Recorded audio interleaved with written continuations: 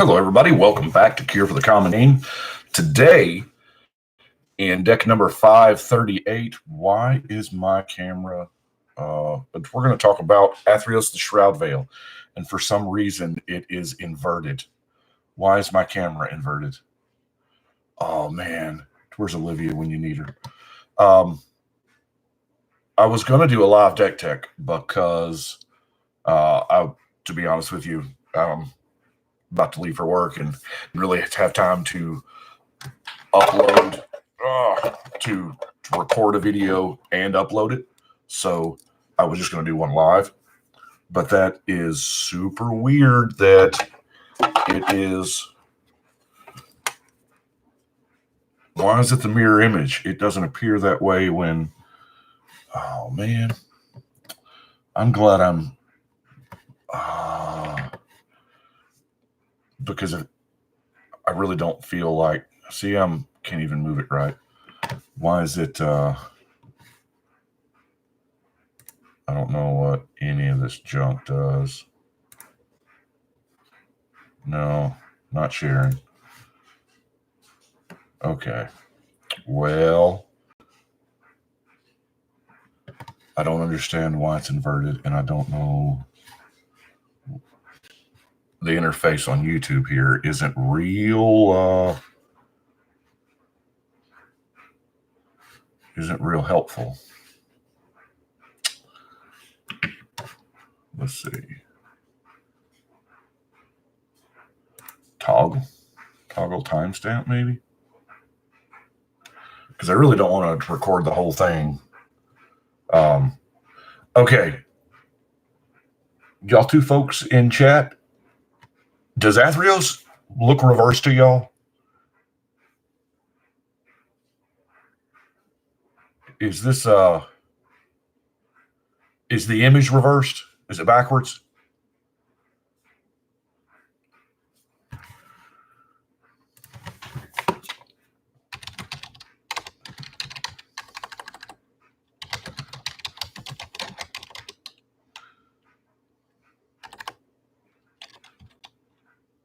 Oh, okay. Well, we will continue on then. Anyway, this is sorry for those everybody, but going to try to get to go through 538 here live because, to be honest with you, I'm on my way to work and don't have enough time to record and upload and all that stuff. So anyway, here is deck number 538. Thank you so much, Austin. So I'm going to have to read the card instead of the screen now. It's kind of my cheat sheet. Athreos, 6 mana, of course, the only enemy color god that we got. Klothys is friendly. So 4/7 indestructible. And of course, as always, the devotion 7 clause, since it is 2 colors. Now, you can toss a coin to the Witcher, or whenever at the beginning of your end step, you put a coin on another target creature. So whenever a creature with a coin counter dies or is put into exile, that's an important clause, is put into exile. Return it to the battlefield under your control. So yes, it can be very, very slow.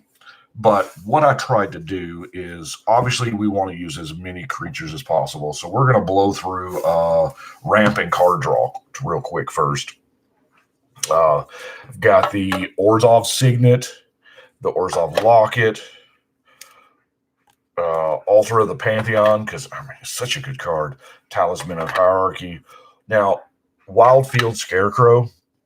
I mean, you're getting 2 lands to your hand, so this is about as good as we can get in black-white, right? And Mannequin. I really like the 2 actual mana creatures simply because you can do things with them, especially that Wildfield Scarecrow. Now, card draw. This is a bunch.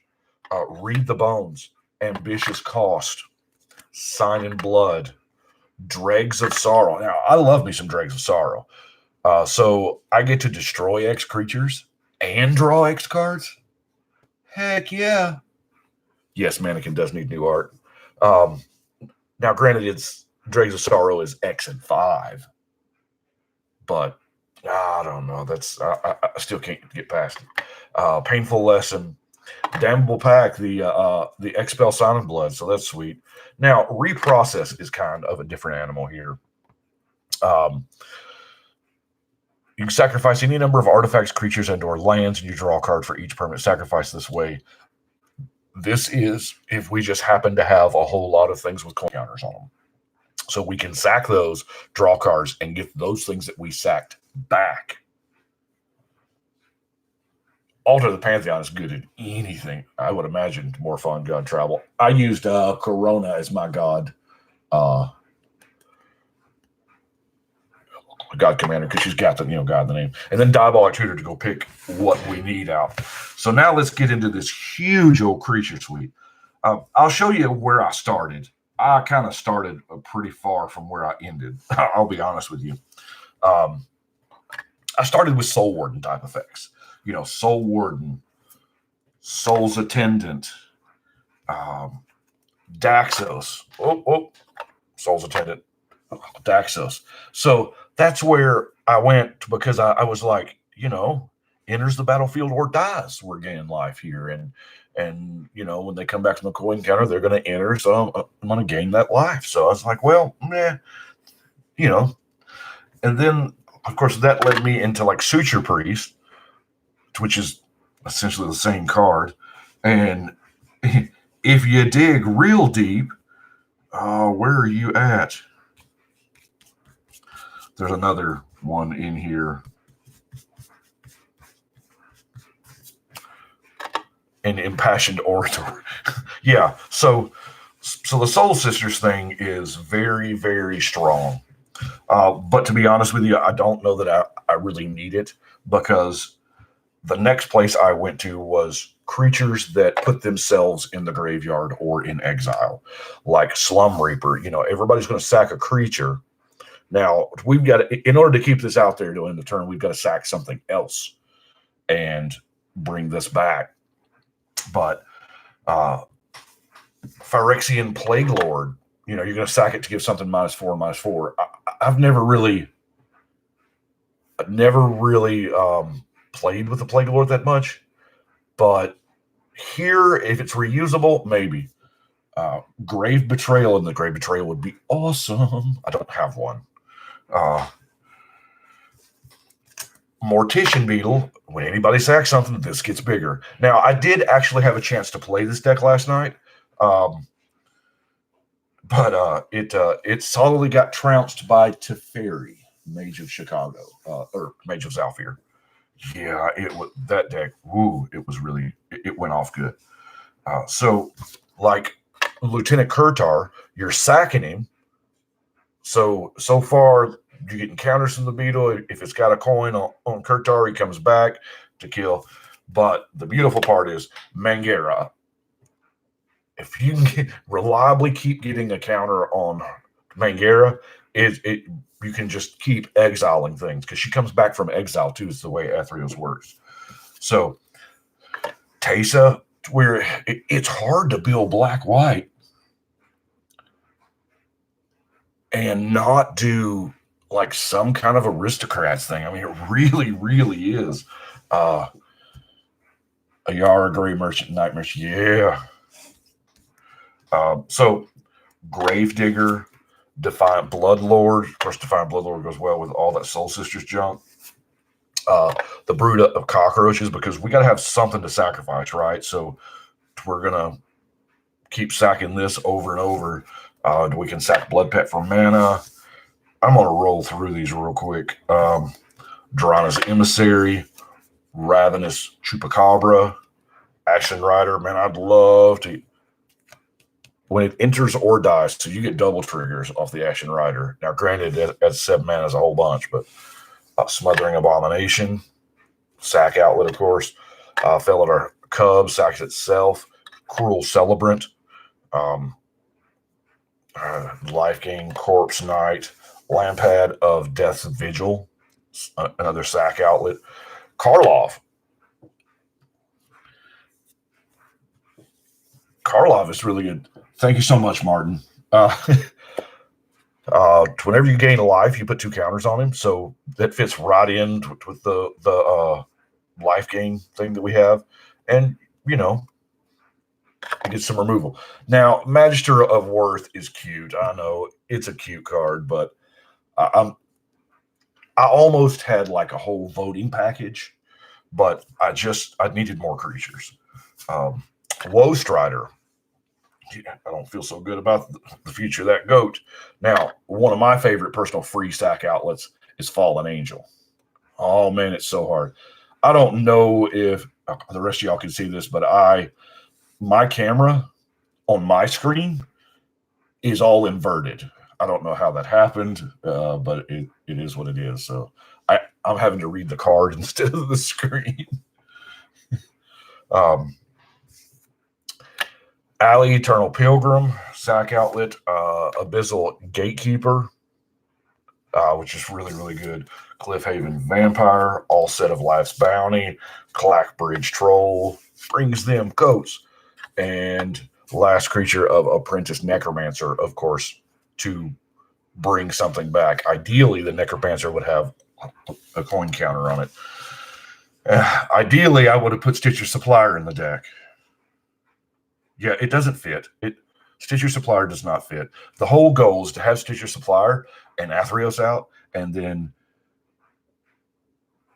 Oh, okay, cool. Thank you. I've never shown cards before on the live stream, this close. So I'm still new to the live game. I'm learning. I'm actually really deep into Elephant Tribal. Where was I going? Oh yeah, let's look at some removal. We're in black-white now. I don't have the premium black-white removal, but I do have Mortify, D-Spark, Kaya's Wrath. I'm gonna try this new Shattering the Sky. Why not? Deicide, because Deicide's a real card. Yeah, it doesn't do much if the gods are actually their commanders, but it sends them back to the command zone turn, and if nothing else, it says exile target enchantment. Culling of the Sun, get rid of all those little creatures, and Death Pits of Wrath. Now, the reason why Death Pits of Wrath I have considered as a removal spell is because of Caltrops.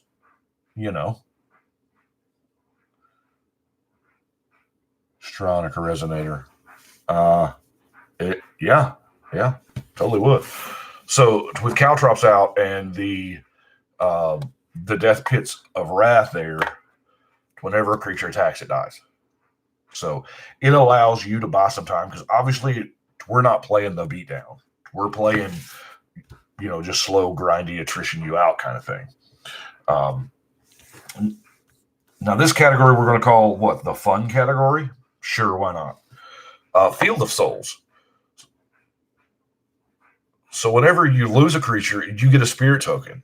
So this works on all the axes that we want. It triggers off of your things dying, which is going to happen anyway. It gives you another creature which comes into play, which is going to gain you life, which is going to do other things, and just it can snowball really quick.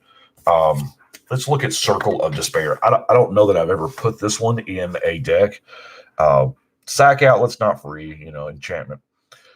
But you can prevent all damage to any creature or player from any one source. So that can be absolutely outstanding. Soul Guide Lantern. Yeah, I almost didn't bring this one in just for like bribery type effects because, yeah. But Doom Foretold. Now, I have never cast this card. I didn't draw it last night. But at the beginning of each player's upkeep, that player sacrifices a non-land, non-token permanent. If they can't, they discard a card, lose 2 life. You draw a card, you gain 2 life, and you get a 2/2 white knight. And then you sack this. Oh my God. See why I put that in there. That is just a beating. Scapegoat is a card see a lot of play. It actually allows us to have a instant speed sack outlet if we don't have any others. And it also lets us save our team. So in that board wipe that's not ours, if we do have some pieces that we just can't lose, we can just, sack that goat and scoop them back to our hand. Got victimized is kind of the only reanimation, but it's so good, especially here, because we can sack something and then get something, two somethings back. Of course, we have Tainted Strike and Phyresis, because, if we do need to, get in there for combat damage, we're not getting in there for a whole bunch. We're not dealing 120 that's needed. Maybe we can deal 30. Now we got non-basic lands. This is all pretty much exactly what you would expect. Forsaken Sanctuary, Caves of Koilos, Temple of Silence, Salt Flats, Tainted Field, Basilica, Scoured Barrens, Orzhov Guildgate, Blighted Fen. They sack a creature. That's pretty good. And Evolving Wilds and a Rogue's Passage. And that is it for Athreos. It's almost time to leave to go to work. So I appreciate y'all watching. I'm the crazy guy that goes live at 4:30 in the morning, but it's the time I had, and I didn't want to get off my mojo of let's move that out of the way. A deck a day. So that is 538 Athreos, the Shroud-Veiled. I appreciate y'all watching. I really do. I've got something going on tonight, so I wasn't going to be able to record tonight. That's the reason why I went live right now, is to get it out there, and that way y'all don't miss nothing. Hey, Sir Gwyn was a ton of fun to build. I love Budgeon Broad. It's like super clutch in that deck. It really is. I